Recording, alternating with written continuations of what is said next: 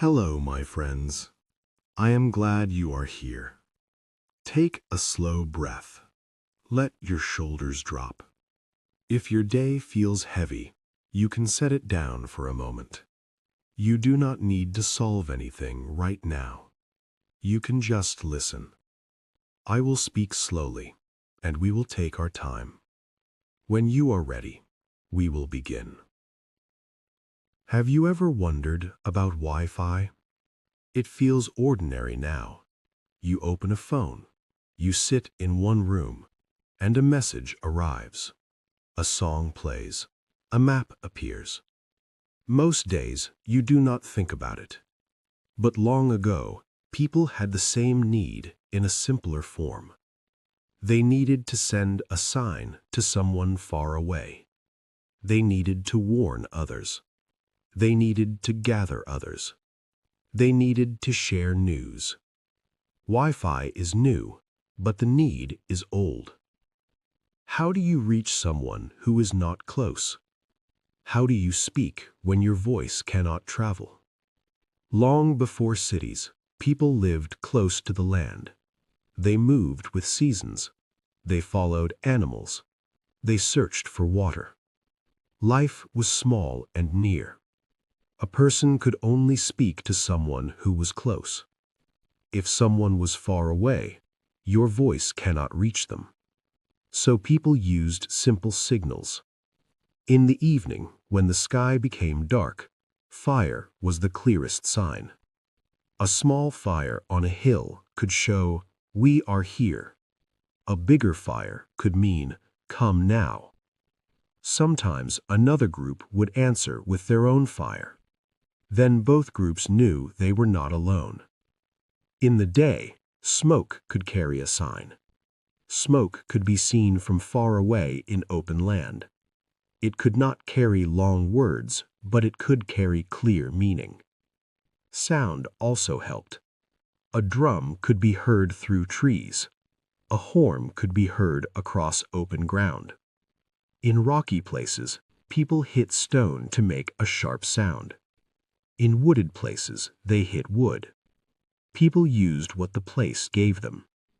Now think of daily life in those early times. A hunting group might move ahead. Another part of the group might stay behind with children and elders. If the hunters found animals, they needed to call others. They could not send a long story, but they could send a sign that meant, "Come this way," or a sign that meant, "Stay back." At night, someone might stay awake for a while, not in fear, but in care. They listened for strange sounds. They watched for movement. If danger came, a fire could be made quickly.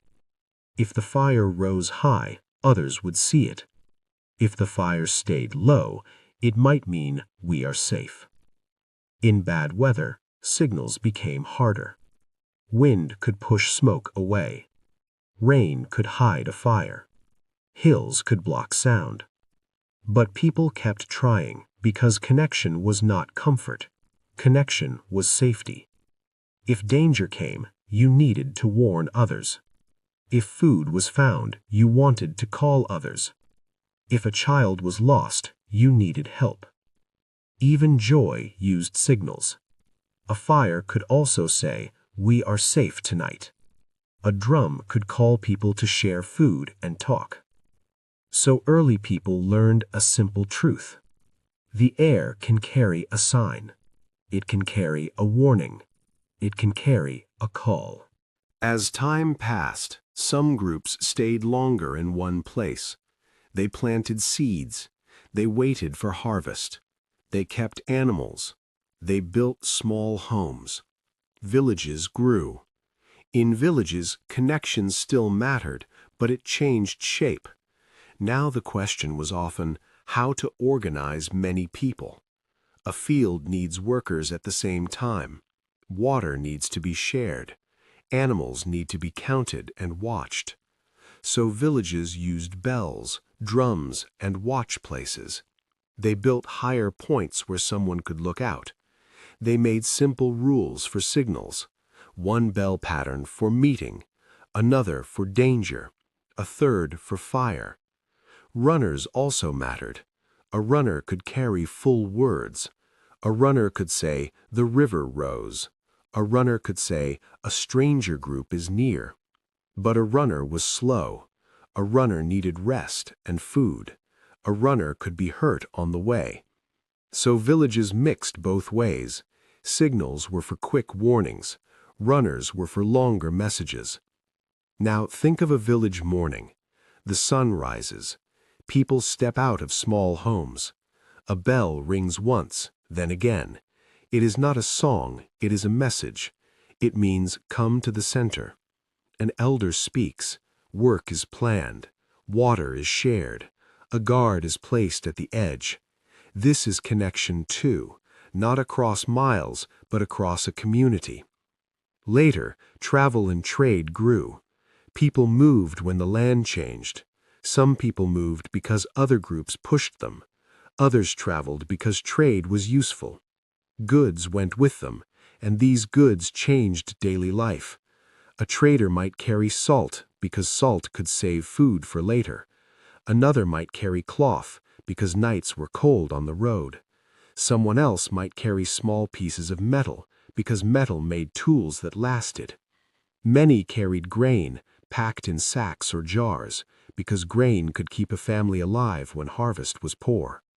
When people carry valuable things, they also carry questions. Is the road safe today? Is the river high? Is the market open? Trade did not only move goods, it pushed people to move news faster too. As trade routes formed, messages became even more important. A trader wanted to know if a road was safe. A trader wanted to know where water was. A town wanted to know if strangers were coming. A leader wanted to know if a rival was moving. A port wanted to know if a ship arrived or if it was lost at sea. Now imagine a market day. People come from nearby villages. They bring baskets, tools, cloth, and animals. They want fair trade. They also want information. They ask, "Did the rain come in your area?" They ask, "Are bandits on the road?" They ask, "Is the bridge still strong?"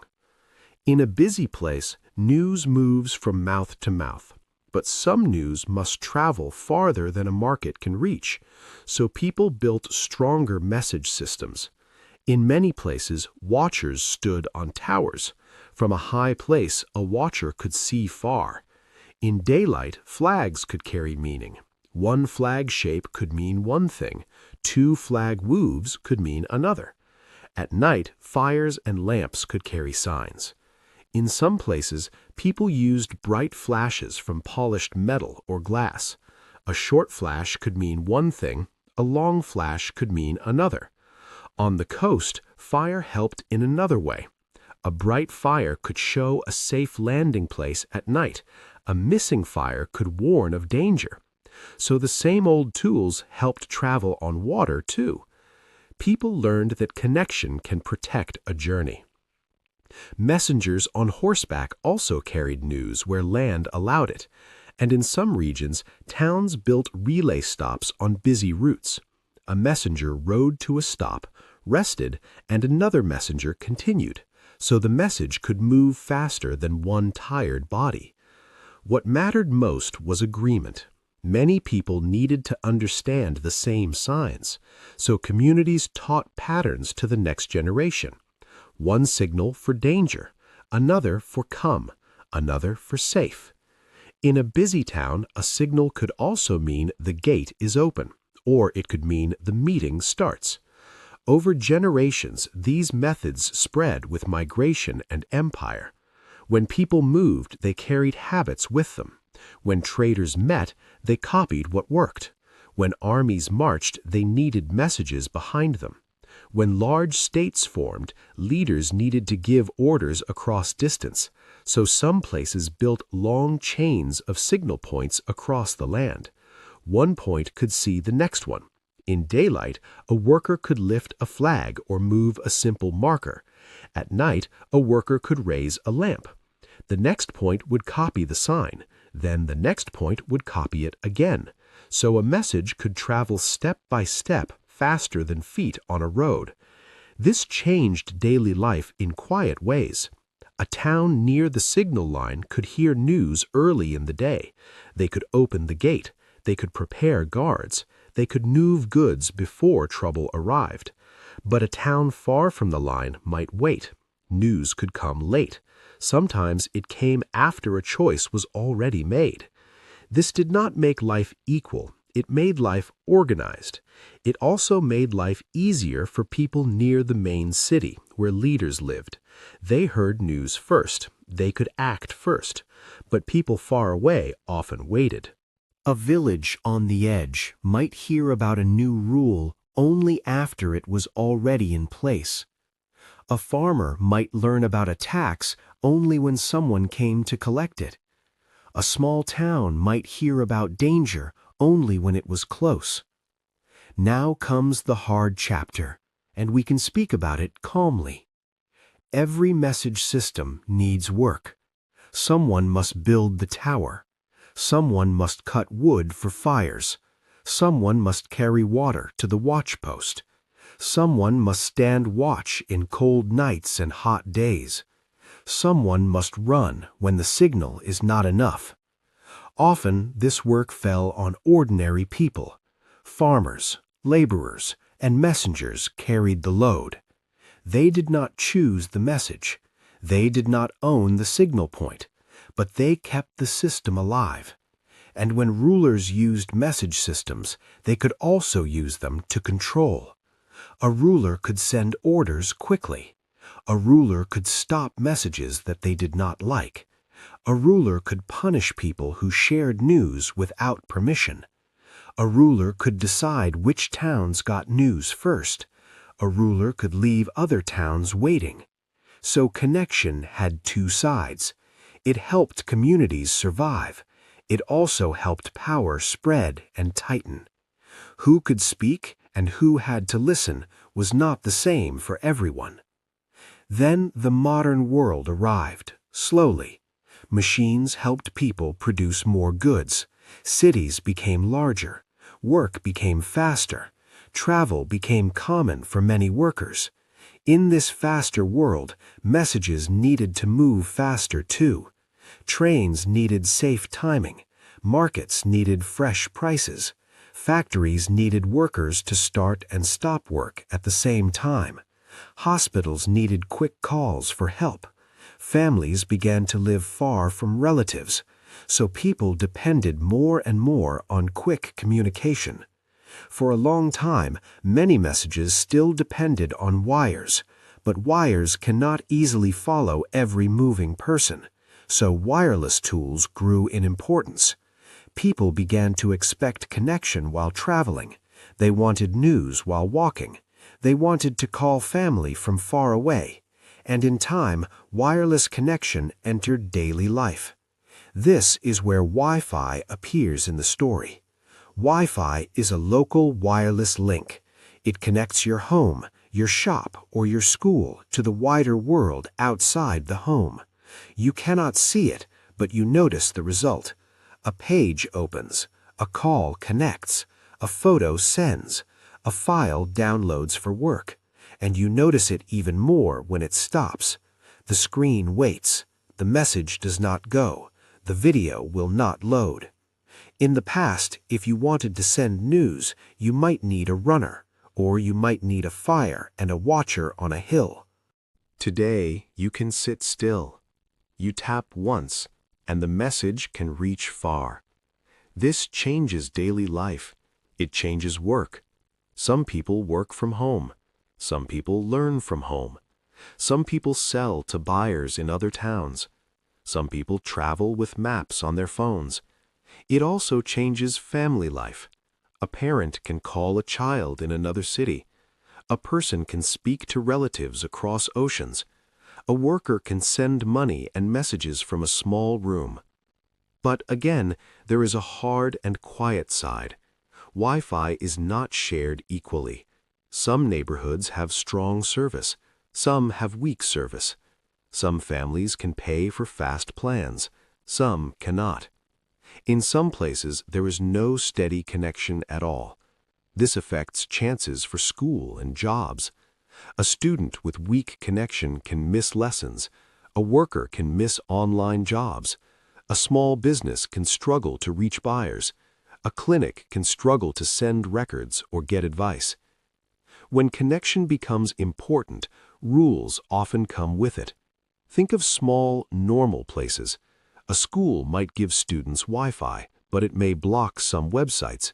A cafe might offer Wi-Fi, but you may need a password on the receipt. At home, your router quietly keeps order too. It can see which phones and laptops joined today. It can stop a device that does not belong. This is not always cruel. Sometimes it is safety, but it is still a kind of control. When we depend on something every day, the owner of it gets choices. Now, let us return to you, here in the present. Wi-Fi feels small because it is silent. It does not ring, it does not shine, it does not smell like smoke, but it carries a human need that is very old. The need to share news across distance, the need to warn, to gather, to trade, and to plan. Next time you see the Wi-Fi symbol on a screen, pause for a moment.